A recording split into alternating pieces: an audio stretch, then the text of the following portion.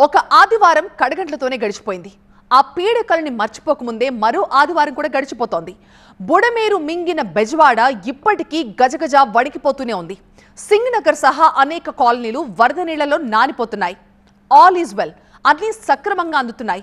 అవసరాన్ని మించి ఆహారం పంపిణీ చేస్తున్నామంటోంది ప్రభుత్వం. కానీ సగానికి సగం వరద పీడిత ప్రాంతాలు ఇంకా కోలుకోలేదు. మరోవైపు పొంచి ఉన్న భారీ వర్షం ముప్పు స్థానికుల్ని మళ్లీ బెంబేలెత్తేలా చేస్తోంది.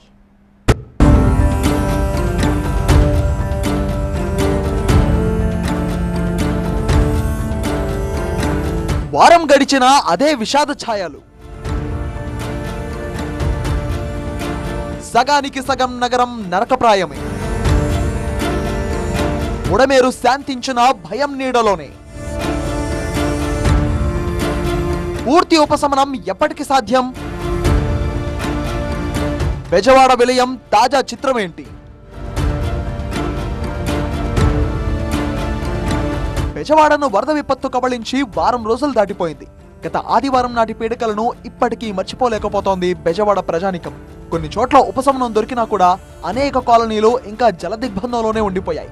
New Rajarajeswaripeta, old Rajarajeswaripeta, Urmila Nagar, Sundarayya colony, Rajiv Nagar, Prakash Nagar, Radhanagar, Rajanagar, Kandrika, Vambay కాలనీలు ఇంకా వరద కష్టాలతోనే కుమిలిపోతున్నాయి. బ్యాక్గ్రౌండ్లో చూస్తే గనక దాదాపు వరద ప్రవాహం విజయవాడను ముంచెత్తి ఇవాళకి 8వ రోజు. 8 రోజులుగా విజయవాడలో వరద ప్రవాహం కంటిన్యూ అవుతూనే ఉంది. మనం చూస్తే కనుక దాదాపు ఇప్పుడు ఎటు చూసినా కూడా ఇంకా జలదిగ్బంధంలోని ఇళ్ళన్నీ ఉన్నాయి.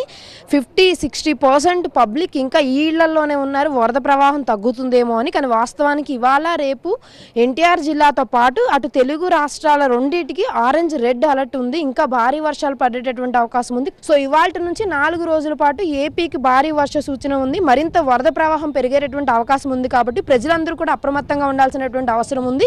అధికారులు సైతం మరింత అలర్ట్ గా ఉండి గతంలో లా కాకుండా ఇప్పుడు మరింత జాగ్రత్తలు సూచించు ప్రజల్ని అలర్ట్ చేయాల్సినటువంటి అవకాశం కూడా ఇక్కడ మనకు కనిపిస్తోంది. ఇప్పటికీ బెజవాడలో దాదాపు 10 వార్డుల్లో నీటి మట్టం భయపెట్టే స్థితిలో ఉంది. 286 సచివాలయాల్లో 149 సచివాలయాల పరిధిలో దెబ్బతిన్నాయి. 12,000 మంచినీటి కుళాయిల కనెక్షన్లు మాత్రం సాధ్యం కావడం లేదు. మరికొన్ని రోజుల పాటు ట్యాంకర్ల ద్వారా వచ్చే నీళ్లే వెళ్లకు దిక్కు.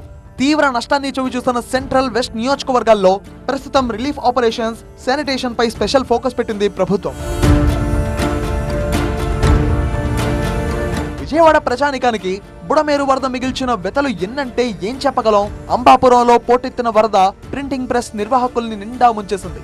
పుస్తకాలు, ప్రింటింగ్ మిషన్లు తడిసి ముద్దైపోవడంతో కోట్ల రూపాయల ఆస్తి నష్టం జరిగింది.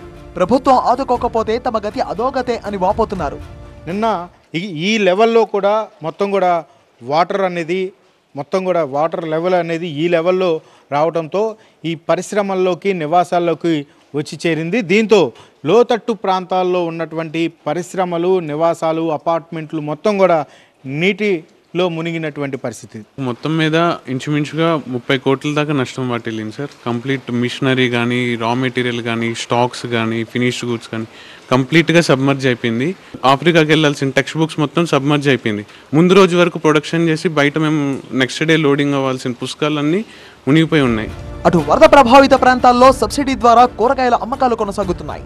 లోతట్టు ప్రాంతాల్లోకి ట్రక్కులు తీసుకొచ్చి ఏ కూరగాయలైనా కిలో 10 రూపాయలకే విక్రయించడం బాధితులకు ఎంతో కొంత ఉపశమనాన్ని ఇస్తోంది. కూరగాయలు కొనడానికి వీళ్ళు చాలా దూరం వెళ్ళాలి. చాలా వరకు దారి కట్ అయిపోయింది. 2 వీలర్స్ కూడా వెళ్తున్నటువంటి పరిస్థితి లేదు. కానీ ఎంట్రీ పాయింట్స్లో కొంతవరకు ఈజీగా ఉంది. లోపల ఉన్న వాళ్ళకి ఇబ్బంది అవుతుంది.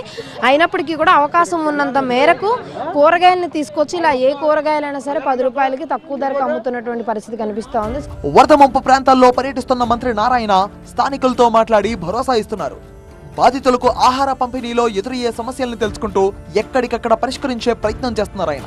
మరో 2-3 రోజుల పాటు నిల్వ ఉంచుకునేలా అవసరానికి మించి ఆహారం సరఫరా చేయాలని ప్రభుత్వం డిసైడ్ అయింది. కొంతమంది అంటే మరీ వాటర్ ఉండే ఏరియాలో ఒక్కొక్కరు వచ్చి 4 ప్యాకెట్లు, 2 ప్యాకెట్లు, 6 ప్యాకెట్లు ఎత్తపోతున్నారు.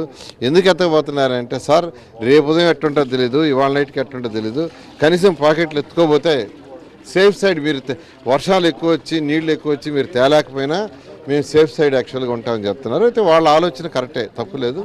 అందుకనే ఇప్పుడు ముఖ్యమంత్రి గారితో కూడా మాట్లాడిన విషయం, ముఖ్యమంత్రి గారు 4 రెట్లు ఫుడ్ సప్లై చేయండి అక్కడ ఇబ్బంది ఏం లేదు, వేస్ట్ అయినా కొంత అన్నారు. చీఫ్ సెక్రటరీ నుంచి విలేజ్ ఆఫీసర్ వరకు, సీఎం నుంచి సర్పంచ్ వరకు అందరూ ఒక్కటిగా నిలబడి బాధితులకు భరోసానిస్తున్నాం అంటోంది ప్రభుత్వం. ముఖ్యంగా గవర్నమెంట్ ఎంప్లాయీస్ని కూడా ఈరోజు మనం ప్రశంసించాల్సిన అవసరం ఉంది.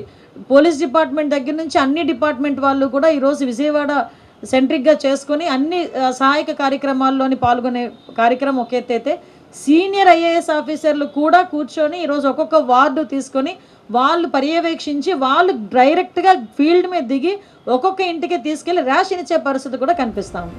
వరద నష్టంపై ఒక అంచనాకొచ్చిన ఏపీ ప్రభుత్వం వాట్ నెక్స్ట్ అంటూ క్రియాశీలకంగా ముందడుగు వేస్తోంది. గవర్నర్ అబ్దుల్ నజీర్తో భేటీ అయ్యారు సీఎం చంద్రబాబు. బెజవాడ వరద పరిస్థితిలో ప్రభుత్వం చేపడుతున్న సహాయక చర్యలపై 45 నిమిషాల పాటు చర్చించారు. ఇప్పటికే వరద నష్టంపై స్పష్టమైన ప్రకటన చేసింది ఏపీ ప్రభుత్వం.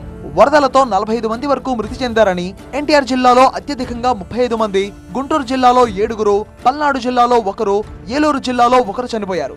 246 రిలీఫ్ క్యాంపుల్లో 48,528 మంది ఆశ్రయం పొందుతున్నారు. రాష్ట్ర వ్యాప్తంగా వరదల కారణంగా 6,882 కోట్ల రూపాయల నష్టం వాటిల్లినట్లు ప్రాథమిక నివేదిక రూపొందించి కేంద్రానికి అందజేసింది. సహాయక చర్యల్లో ఎన్డీఆర్ఎఫ్ బృందాలు చురుగ్గా పనిచేశాయని, హెలికాప్టర్లను కూడా వెంటనే పంపించామని, ఇంకా ఎటువంటి సమస్యకైనా సిద్ధంగా ఉన్నామని హామీ ఇస్తోంది కేంద్రం. రాష్ట్ర ప్రభుత్వం కూడా ఇప్పుడు అంచనా వేసే పరిస్థితిలో ఉంది. వాళ్ళు కూడా ఇనీషియల్ గా కొంతవరకు అంచనా వేశారు. దాన్ని మళ్ళీ రీవెరిఫై చేయాల్సిన అవసరం ఉంటుంది. మన కేంద్ర ప్రభుత్వం నుంచి కూడా బృందాలు వచ్చి మళ్ళీ మొత్తం పరిశీలించి ఏ స్థాయి వరకు కూడా డ్యామేజ్ జరిగినా సరే దాన్ని వీలైనంత వరకు కేంద్ర ప్రభుత్వం కూడా సహాయం అందిస్తుంది.